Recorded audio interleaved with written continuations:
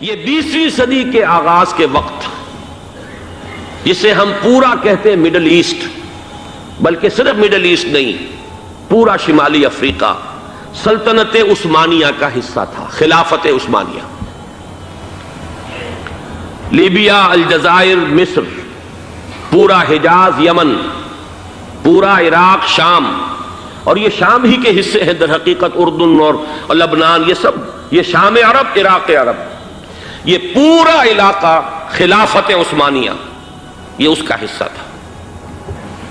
پہلی جنگ عظیم میں انگریزوں نے عربوں کو بغاوت پر آمادہ کیا، غداری پر آمادہ کیا، انہوں نے خلافت عثمانیہ کے خلاف بغاوت کی، بیج بوئے ان کے دلوں کے اندر نفرت کے، ابھارا انہیں، تم ترکوں کے غلام کیوں ہو، تمہیں خود حاکم ہونا چاہیے، تم کھڑے ہو جاؤ، ہم مدد کریں گے، تم بغاوت کرو، تم ان ترکوں کے خلاف ہماری مدد کرو، ہم تمہیں آزاد کر دیں گے، تم اپنے پاؤں پر خود کھڑے ہو جانا۔ یہ بہت ہی ہمارے لیے دردناک المیہ ہے اس پہلی جنگ عظیم کا۔ کرنل لارنس جیسا شخص، برطانوی استعمار، اور اس کے نتیجے میں عربوں نے بغاوت کی۔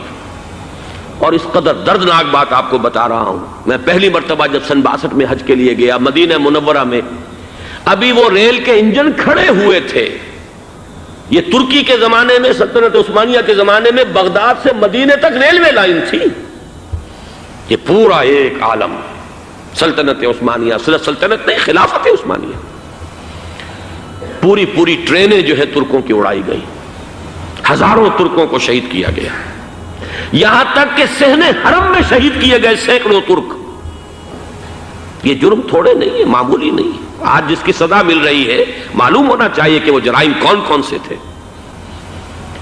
اب بھی جو لوگ گئے ہیں انہوں نے دیکھا ہوگا، ترکی کا قلعہ موجود ہے اوپر پہاڑی کے اوپر، حرم کا جو سب سے بڑا دروازہ ہے باب ملک عبدالعزیز، اس کے سامنے ایک لائبریری ہوتی تھی، اب تو غالباً وہ بھی گرا دی گئی ہے، اس کے پیچھے پہاڑی پر ترکوں کا قلعہ ہے پرانا، اس پر توپیں موجود تھیں۔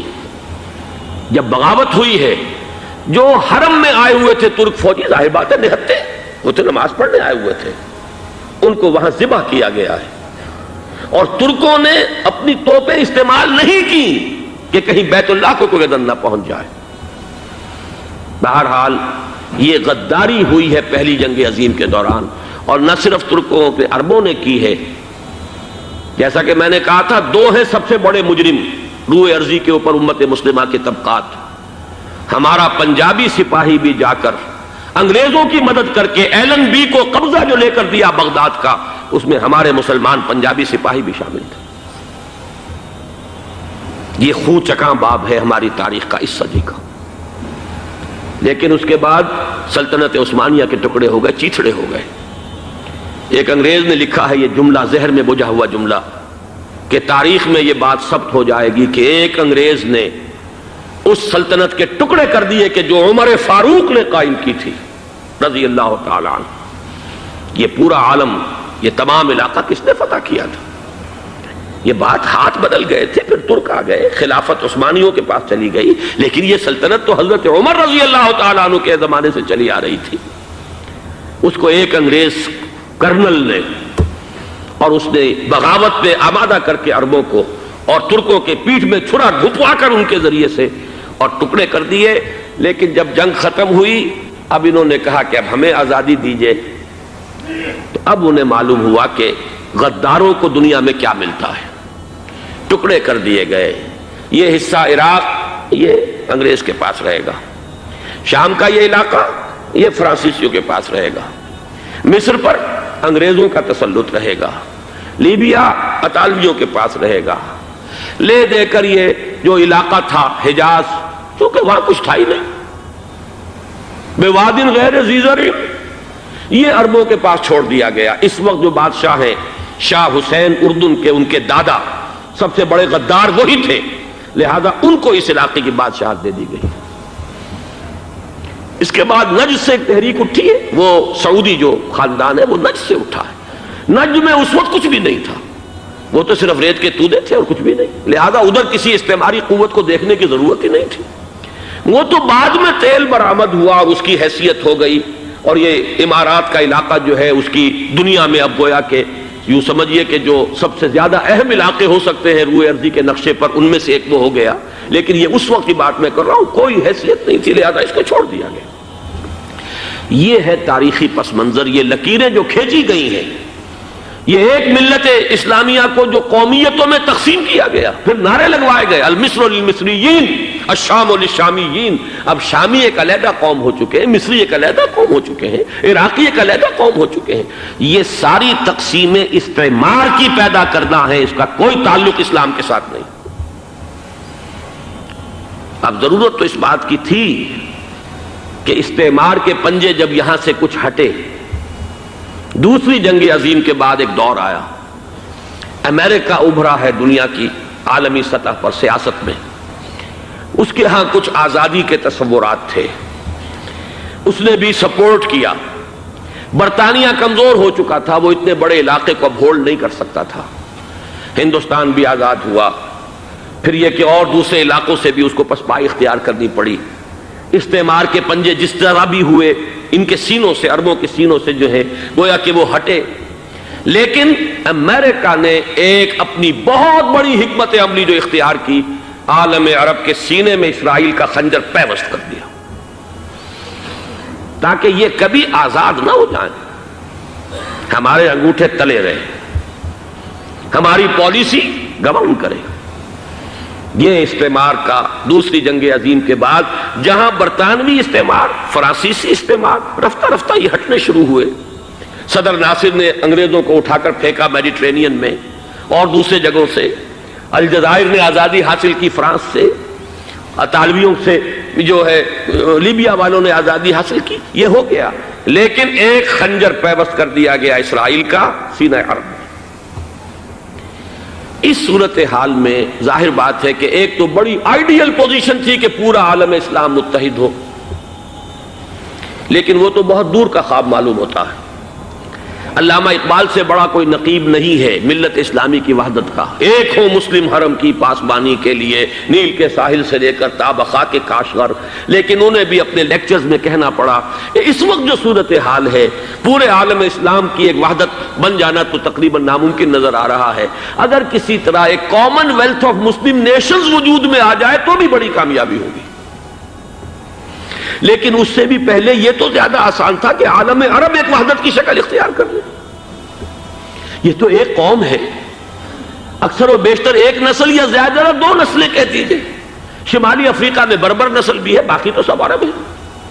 یہ پورا عالم ایک نسل، ایک زبان، پورے اتنے رقبے کے اوپر بولے جانے والی ایک زبان، یہ تو ایک ہو جائے۔ افسوس یہ ہے کہ اس کا ایک ہو جانا، ایک شخصیت ابھری تھی جو مذہبی مزاج کی شخصیت تھی، جو دینی مزاج کی حامل شخصیت تھی، اگر اس کی قیادت میں عالم عرب متحد ہو جاتا تو واقعتاً ایک بہت بڑا جو ہے مرحلہ وہ طے ہو جاتا پوری عالمی ملت اسلامیہ کی ایک وحدت اختیار کرنے کا۔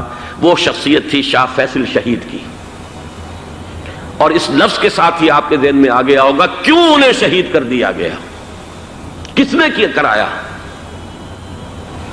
کہاں سے تعلیم حاصل کر کے آیا تھا وہ جس نے شہید کیا شاہ فیصل شہید کو، اس کی گردن پر کون سوار تھی، وہ یہودی لڑکی کے جس کے فوٹو بھی شائع ہوئے، ایک گردن پر اٹھائے کھڑا ہوا شہزادہ اپنی ایک یہودی دوست کو، لڑکی کو، اور وہی ہے کہ جس نے جا کر پستول سے شہید کیا ہے۔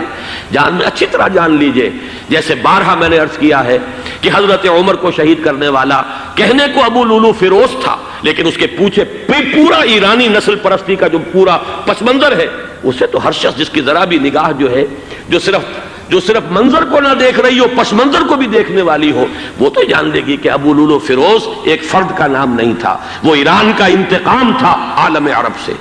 بالکل اسی طریقے سے یہ امریکی استعمار کا ہتھ کنڈا تھا، اسے محسوس ہوا۔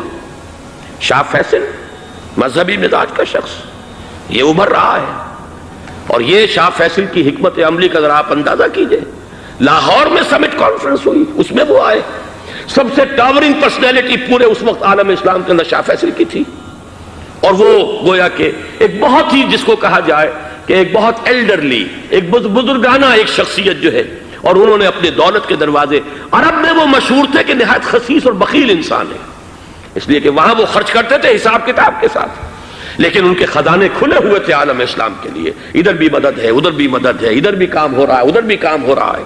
پھر انہوں نے تیل کا ہتھیار استعمال کر کے ایک دفعہ امریکہ کو دن میں تارے دکھا دیے تھے، لہذا ان کا ہٹایا جانا سین سے یہ امریکی استعمار کے لیے لازم تھا۔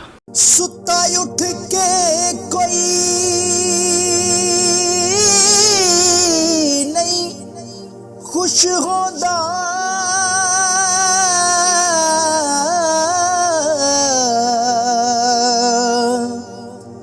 بڑے ستے جگا کے میں ویکھیا